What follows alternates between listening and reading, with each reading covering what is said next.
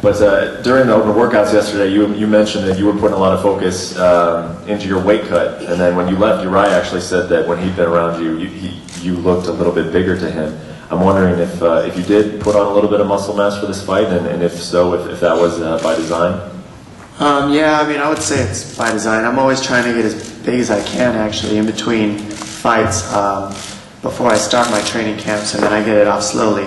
As I've gotten older, I've put on a little bit of weight and, grown into my body a little bit better, I feel like. And it's not a bad thing. It's just, part of the process. I still have it down to a science. My weight's under control. It's just not fun making it. I kind of look like a concentration camp victim by the end of my cut, but I make it okay. First question for Urijah, please. On the countdown show they were showing before we started here, Dominick said something you said to him after the last fight, after you won the last fight, really stuck with him, and he didn't even know if you remembered having that encounter after the last fight. I was wondering, do you remember what he's talking about?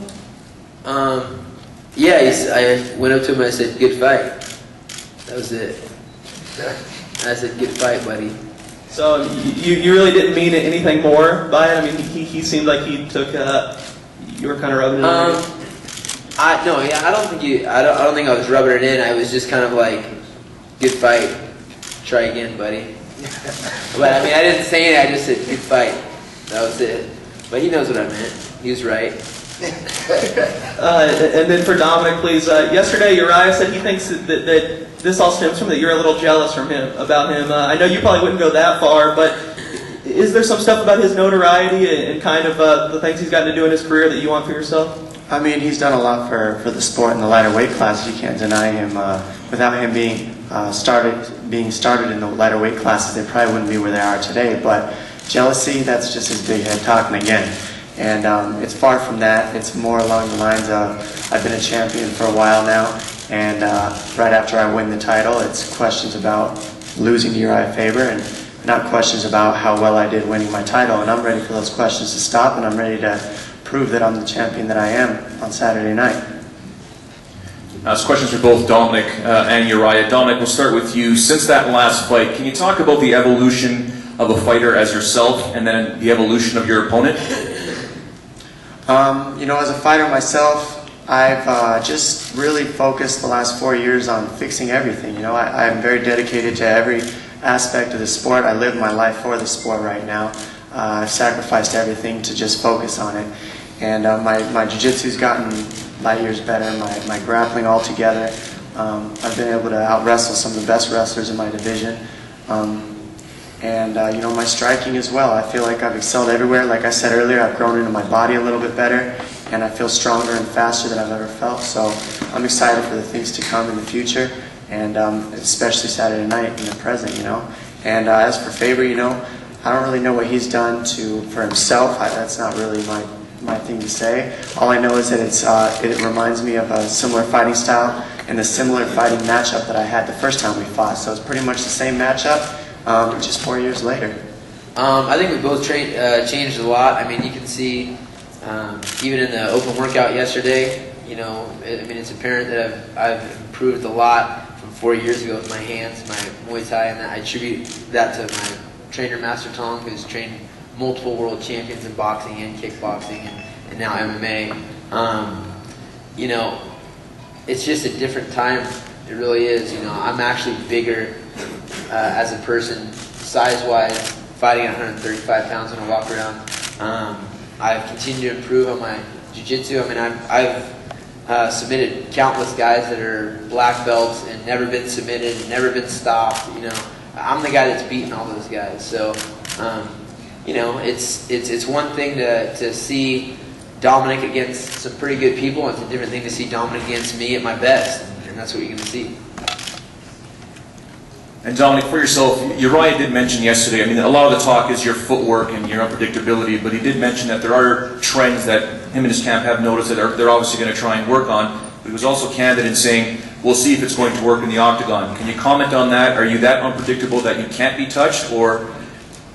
I've definitely been touched in my fights. I walked out with black eyes and cuts and whatnot. It's far from getting not touched in these fights. But the thing is, it's about, like you said, being unpredictable. And really what makes me that way is I make adjustments accordingly in the fight. and I never throw the same thing over and over unless they give it to me. And when they make adjustments to what I'm throwing, I adjust to that. I have 3 different ways to throw the same combination, and it's a different setup every single time, and so it makes it hard to read. You know, I sure hope he's made some adjustments and been able to see some stuff, because I fought everybody in his camp, and he's trained all of them and helped them get ready for me, and he's got a lot of tape on me, so that's actually a benefit for him and his camp, I believe. I haven't seen him in a while, but I fought Joseph Benavidez twice, and I feel that Benavidez is very much a very similar opponent as Faber, maybe a little bit smaller size-wise, but fights very, very similar to Urijah's style, and that's a good step up for me in my mind. Question for Dominick and Urijah. Dominick's your first time using more real estate. You have the octagon to work with. Is that going to help you, being that you're a guy that moves around and uses a lot of that space?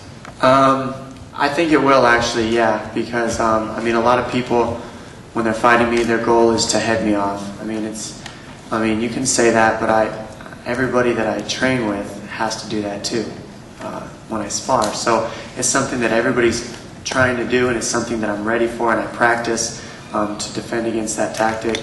And you know, a bigger cage just makes it a little bit easier. So yeah, I would say the big cage is going to help. You see it the same way, Urijah?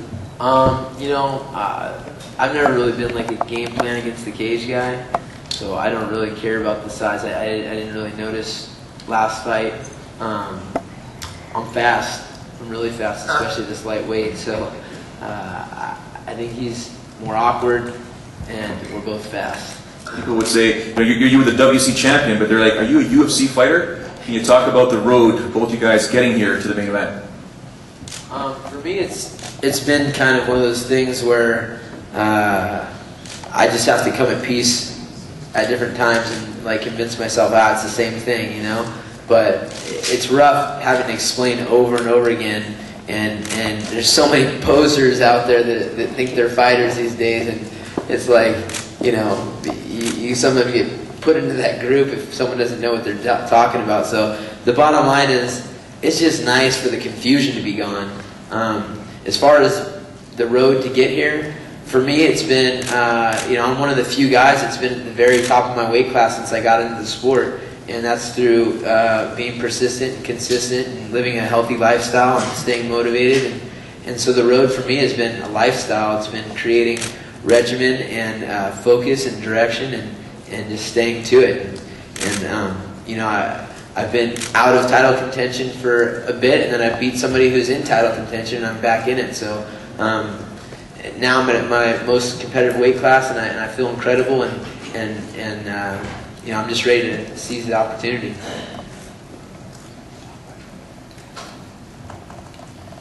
This experience for me, coming up from the WEC, beginning in the WEC, you know, they pretty much put me on the map. Without the WEC, I wouldn't even have had a name in the first place. I was fighting out of Arizona and California before that, so they did big things for me. And you know, this whole experience and fighting the people that I've fought in the WEC has been life-changing for me. Completely. That's the only way to explain it, is life-changing. And I've, you know, given up everything in my life, or been willing, I should say, to give up everything in my life to be here and to have this this title and to be able to fight on this platform. And you know, I always said I wanted to fight in the UFC. I always said I was going to fight in the UFC. You know, but I never dreamed that my first fight in the UFC was going to be, you know, on the 4th of July card with Wanderlei Silva, Tito Ortiz, Ryan Bader, you know, all these savages up here on the platform with me. And, you know, it's an honor, and it's been a life-changing experience, and I appreciate it, and I'm having fun with every second of it. On a lighter note, Urijah. Hi. What's up with the DJ Paul videos, and Dominick, have you been watching them? DJ Paul from 3-6 Mafia, he's I think he's won an Oscar for the original soundtrack of Hustle and Flow. We just met, and you know, I train, that's my life. I train and I hang out, and he actually, you know, we met at a UFC event. He's a fan, and I was like, dude, we should make a viral video or something like that, you know. And he basically was like, doesn't do anything except for make music and hang out. And so he drove down to LA, at like 11 o'clock at night, and like just showed up, and I was like, we just messed around for a couple hours on the video camera, made some videos, just having fun, promoting the fight and chilling. No, I haven't seen the whack videos. They're pretty funny. And the same question, for Urijah, you've headlined a lot of big events. Are there some advantages for you to being the more experienced veteran coming into this bout? I've been through some serious adversity in fights where things seem pretty hopeless, and broken hands and swollen legs and all that kind of stuff. There's advantages to that. I mean, from a mental side, but you're dealing with two guys that are champions.